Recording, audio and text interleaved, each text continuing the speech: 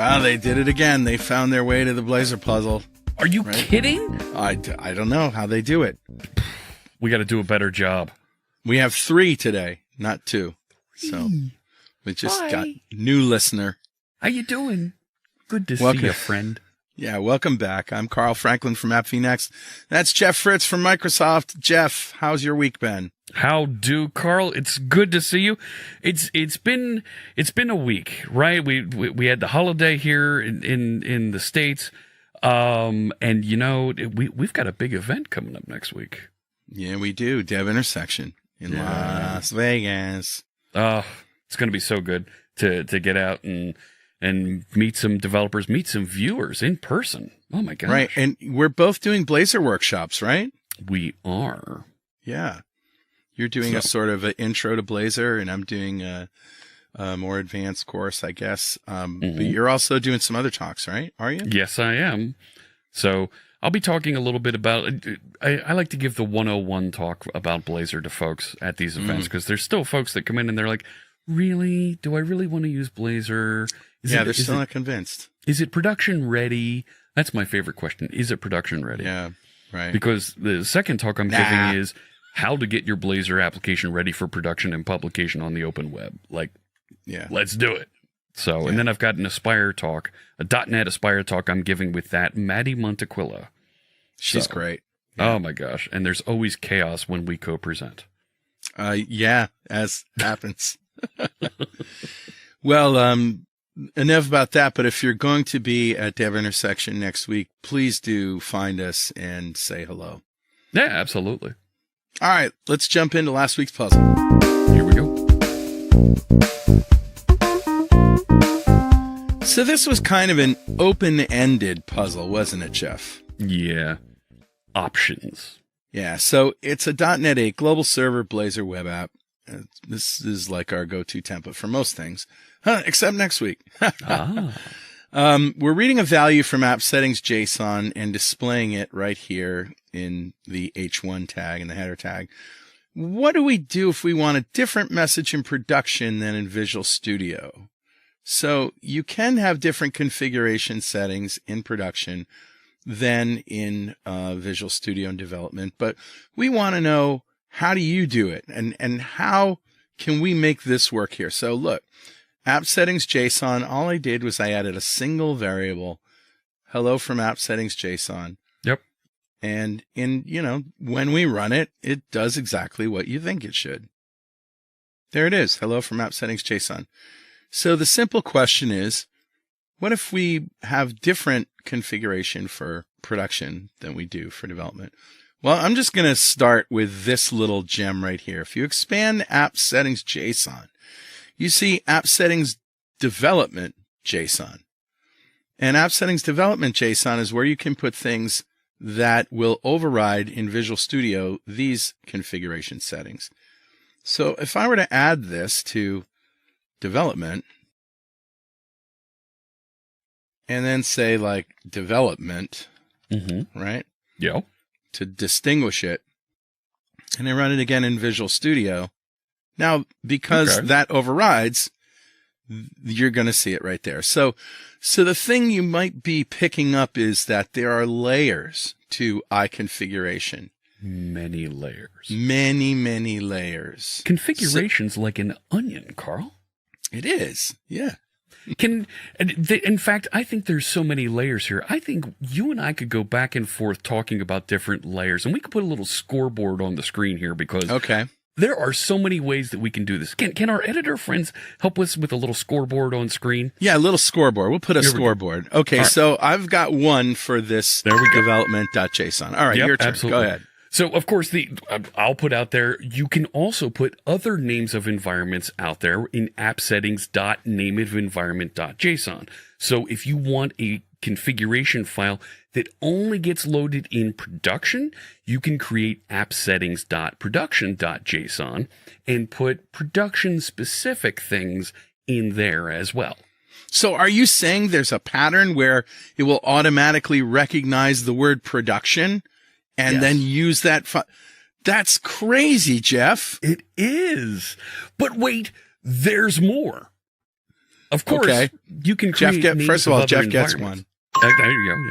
Yeah. You can create names of other environments. I won't take credit for this because you're hinting at this. You can create names of other environments to detect and receive and load those other configuration files as well. All right. So not just app settings, but if I have, booksilike.json, sure. I can have booksilike.json and booksilike.development.json, booksilike.production.json, and those will be loaded because of this pattern, this convention over configuration idea. Yeah. Whereas once you know the conventions, then you just name the files accordingly and everything falls into place. There you go. All right. So back to you, your turn. All right. If you're running in your development space, don't forget you can use user secrets. And it's integrated with Visual Studio real nice. You can right click on your project and say add user secrets. And that's a file that contains, it's the same format as app settings JSON. That's a file that contains special values that only resides on your machine and nobody else. It's outside of source control and it won't get committed and added into your Git repository or wherever it is you're saving your source code to. So that'll help you force a setting to be saved locally. Maybe it's connection to a private database or something, but it'll only run locally and it'll behave differently without that configuration in production or whatever other environment. Very good. You get another tick. And just to show that, if you right click on puzzle 47 right here, which is our project, manage user secrets. There you go. And then you have user secrets right there that are really only for you, as Jeff said. Yep. All right. Back to you, Carl. What do you got? All right. So environment variables. Environment variables are a way that you can, set these name value pairs and they just load up in the environment and they take precedence over app settings JSON, app settings development JSON. So they get hit first. Environment variables. Know them, learn them, love them. So you got more? I got one for you. So you can absolutely set environment variables on your machine. You can set them on Azure or your favorite hosting service, but you can also set environment variables in Visual Studio. No way. No way. Yes. How do we do that? Let's do that. So go up to debug. Yeah. Right. And go to the Puzzle 47 debug properties. Right there. And environment variables. So right here, I would say something like config message. Yep. Which is the name of our message. And I would say hello from envar. Everybody should know what that means. Yeah. I think our English first speakers will know what that is. Yeah. Right. So there's our config message here. Hello from app settings JSON and developments from development JSON. Let's see what happens now.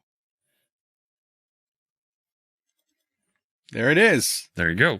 Hello from envar. All right. So hierarchies. We have layers like an onion here. Absolutely.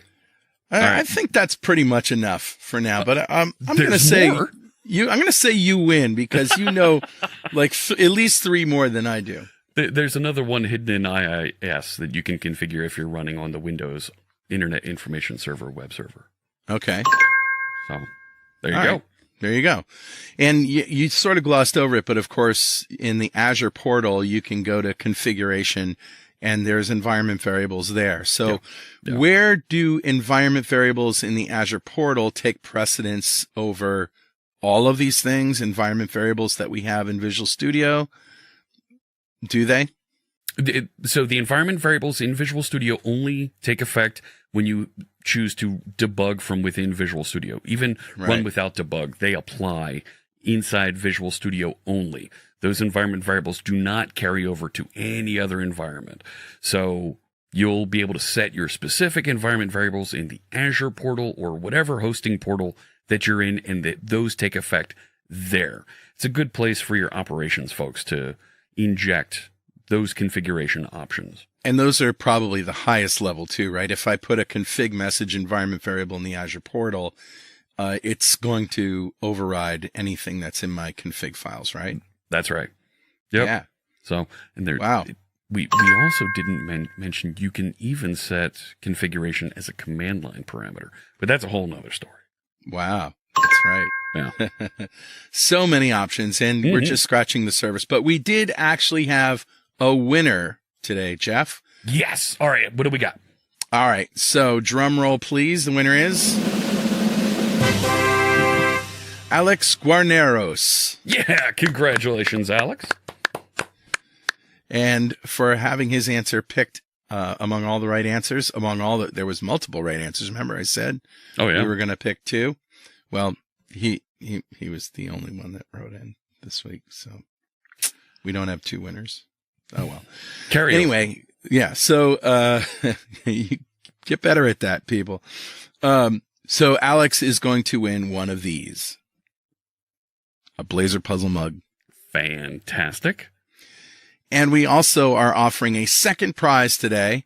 Yes. Which will definitely be one of the following 3 prizes. Okay. First, a week-long stay for you, your partner, and 2 of your closest friends at Kilbride Castle in central Scotland, which has been home to the Campbell family.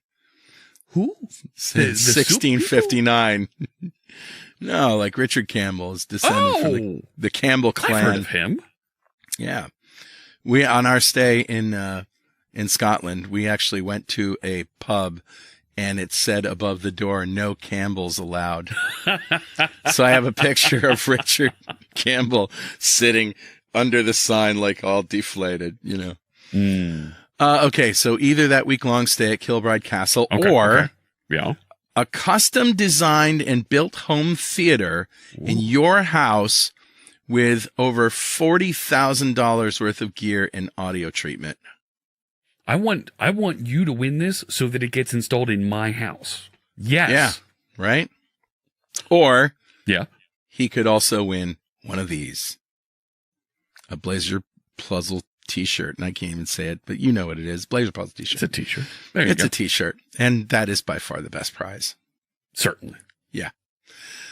Okay, with that, Jeff, let's jump into next week's puzzle. Here we go.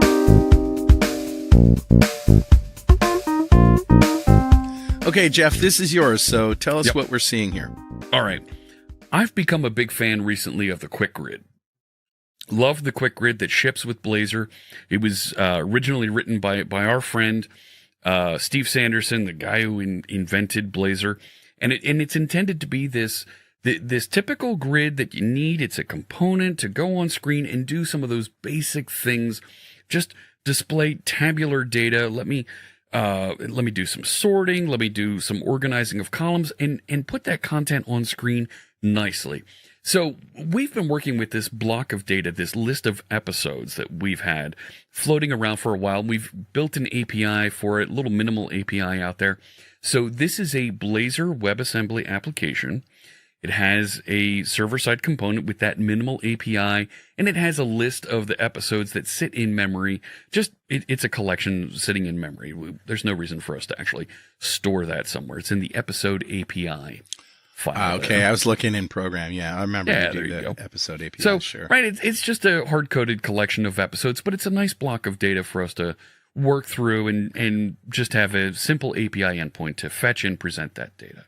Yep.